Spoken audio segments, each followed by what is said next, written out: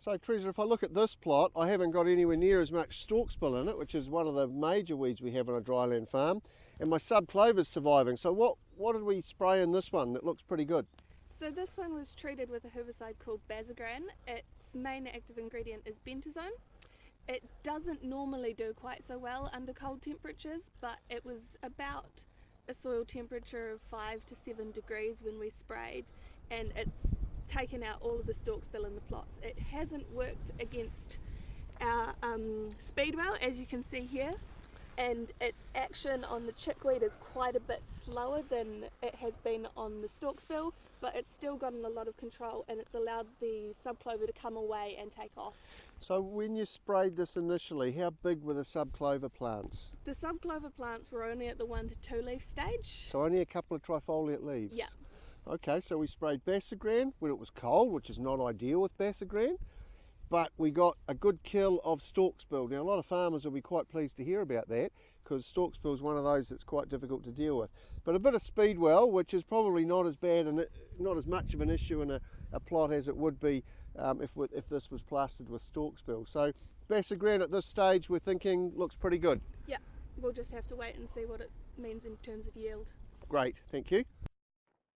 So Teresa, this one looks like it's turned everything red. So my stalkspill now, instead of it disappearing out of the Basagran, is actually looking pretty red on the top of it and dying slowly. What have we sprayed in this one? So this plot here was treated with Spinnaker. It's an imazethapyr. It's a what? Imazethapyr. Right, okay.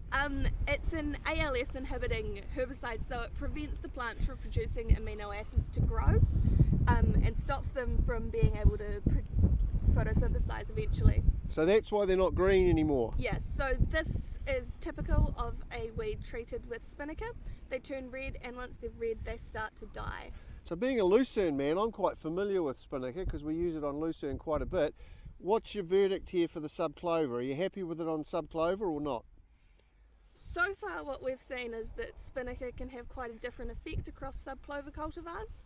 If it works on subclover, it's great because it gets rid of all the weeds and it has quite a residual mode of action. It's taking down the speedwell here as well. It's happening slowly, but it's still going.